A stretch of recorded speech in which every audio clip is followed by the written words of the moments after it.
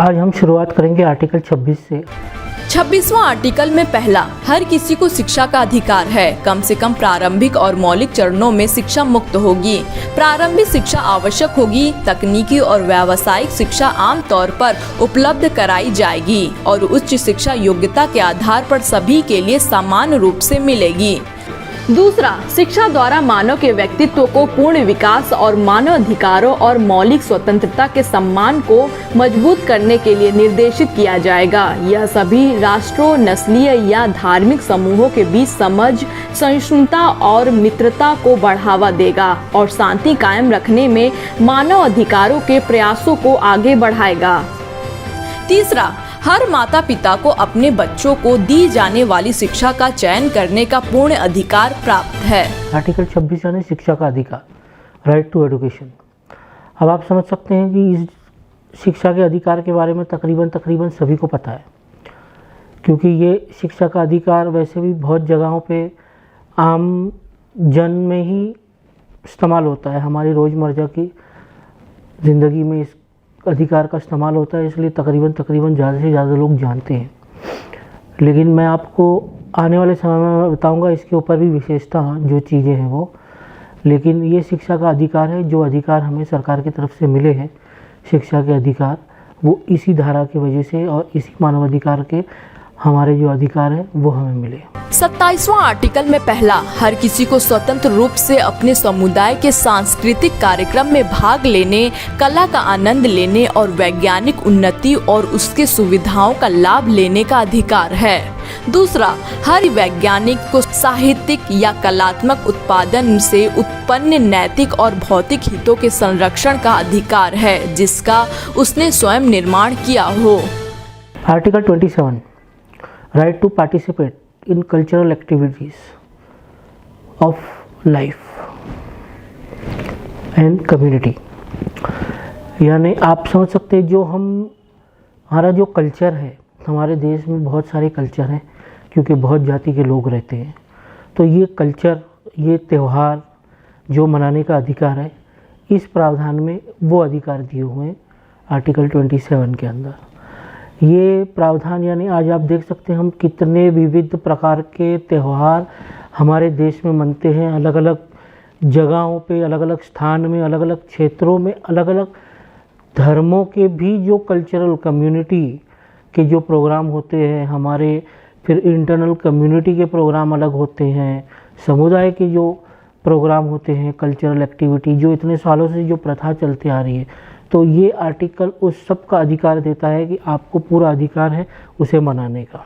28वां article, हर कोई सामाजिक और अंतर्राष्ट्रीय व्यवस्था का हकदार है, जिसमें इसमें लिखित दिए गए अधिकार और स्वतंत्रता पूरी तरह से लिए जा सकते हैं।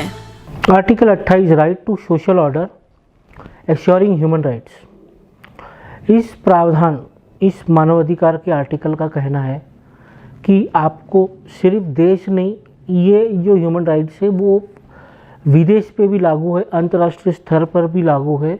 इसीलिए आप देखेंगे ये एकमेव ऐसा अधिकार है, ये ह्यूमन राइट्स एक ऐसा अधिकार है जो कि पूरे दुनिया में आप आज देखेंगे तो भारत के कुछ कानून अलग होंगे यूके से, इंग्लैंड से। उसी तरीके से अमेरिका में कुछ कानून अलग होंगे, फ्रांस में अलग होंगे, सिंगापुर में अलग होंगे। तो इस तरीके से अलग अलग देश में अपनी अपनी ज़रूरत के हिसाब से कानून बने हुए हैं। कुछ मुस्लिम देशों में भी खुद उनकी शरीयत के कानून चलते हैं। लेकिन ये एक में वो ऐसा अधिकार है, मानव अधिकार की जो आर्टिकल बने हुए हैं ये सब के लिए हर देश में एक समान है और एक ही तरीके के 30 आर्टिकल है। तो ये कहना चाहता है कि ये एक ऐसा कानून है जो हर जगह पे स्तरीय, अंतर्राष्ट्रीय, हर स्तर पे ये एक समान है। 29वां आर्टिकल में पहला, हर किसी व्यक्ति का सामाजिक कर्तव्य है कि समाज में रहकर उसके व्यक्तित्व का स्वतंत्र व पूर्ण विकास हो रहा हो।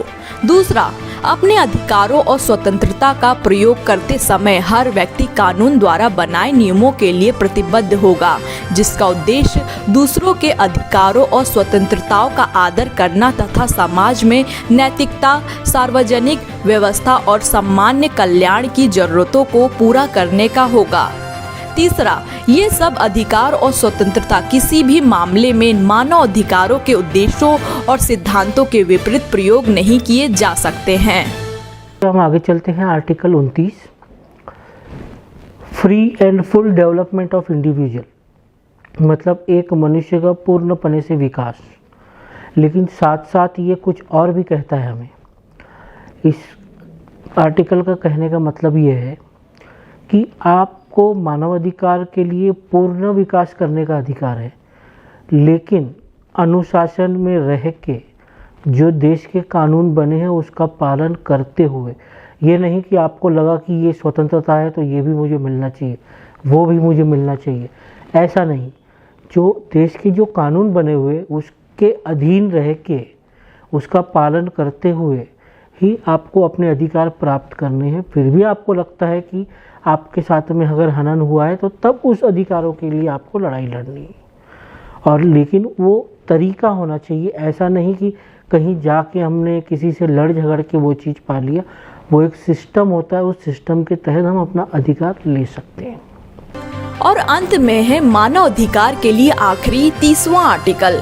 इसमें लिखित सभी घोषणाओं का अर्थ यह है कि इन सभी अधिकारों व स्वतंत्रताओं का उपयोग करते समय यह देखना होगा कि कोई व्यक्ति ऐसे कोई भी असामाजिक कार्यों में संलग्न न हो और न ही किसी भी राज्य, समूह व व्यक्ति इन सभी लोगों के अधिकारों व स्वतंत्रताओं का हनन हो सके। आर्टिकल 30 का कहना है कि freedom from all interference of all human right violation. Article 30 ये हमको ये कहता है कि हमें जो भी अधिकार मिले हैं, इस अधिकार की एक अपनी मर्यादा है, लिमिटेशन है। लेकिन जब हम इस फील्ड में इस अधिकार का जो भी हमें अब तक 1 से लेकर 29 अधिकार मिले हैं, इस अधिकार के तहत कहीं पे कोई हनन होता है तो इसका विरोध हम एक गलत तरीके से या एक गलत मंसूबे से नहीं कर सकते। तो इसको विरोध करने का भी एक प्रक्रिया है, एक फॉर्मल सिस्टम बना हुआ है। उस सिस्टम से ही हम अधिकार ले सकते हैं। उसके लिए प्रशासन, सरकार, कोर्ट, ये सब चीज़ें बनी हुई है। उसके माध्यम से ही हम अपने न्याय की लड़ाई को जारी रखें। ये नहीं कि आज हम खुद एक मानवाधिकार के कार्यकर्ता के रूप में हम काम कर रहे हैं, लेकिन हम कानून तोड़ के या कानून उल्लंघन करके या देश का कोई तरीके का विरोध करके हम अगर कोई चीज़ का प्रदर्शन कर रहे हैं तो वो दरअसल गलत है और वो कहीं ना कहीं मानवाधिकार का हनन है। तो वो नहीं होना चाहिए। ये सब चीज़ों को देखते हुए हमें न्यायपालिका पे भरोसा रख के उसका पालन करना चाहिए। अगर संतुष्टि नहीं हो तो उसके लिए पर्याप्त तरीके हैं कि हमको कैसे न्याय मिल सकता है। तो साथियों, देखा आपने कि मैंने ये 30 आर्टिकल आज आपको पूरी तरीके से समझा दिए। इस आर्टिकल के संदर्भ में आपको कोई भी और जानकारी चाहिए तो आप मुझे फेसबुक के माध्यम से मैसेज कर सकते हैं, ईमेल के माध्यम से मुझसे संपर्क साध सकते हैं, और ऑफिस है, अपनी ऑफिस पे भी कांटेक्ट कर सकते हैं। जो भी मदद चाहिए वो मेरी तरफ से पूरी मदद मिलेगी आपको। किसी केस में आपको कहीं दिक्कत आ रही होगी तो वो जानकारी भी आप मुझसे हमेशा ले सकते हैं। और अब आने वाले चरण में ये 30 आर्टिकल संपूर्ण होने के बाद, अब जो कि हो चुके हमारे, अब आगे जो मेरे संदेश आएंगे वो हमारे कार्यकर्ताओं पे आएंगे कि हमारा कार्यकर्ता किस रूप में काम करेगा, वो कैसे बढ़ाएगा चीज़ों को, किस तरीके से वो ले जाएगा, तरीका क्या होना चाहिए काम करने का। क्योंकि अक्सर क्या होता है, लोगों को जानकारी नहीं होती और वो भ्रमित होते हैं। तो भ्रमित ना हो इसके लिए उनके लिए भी ये आश्वासन देना चाहूँगा कि वो किस तरीके से एक एक कदम अपना बढ़ाएं और अपने आप को संपूर्ण मानवाधिकार कार्यकर्ता कहलाएं। जय हिंद।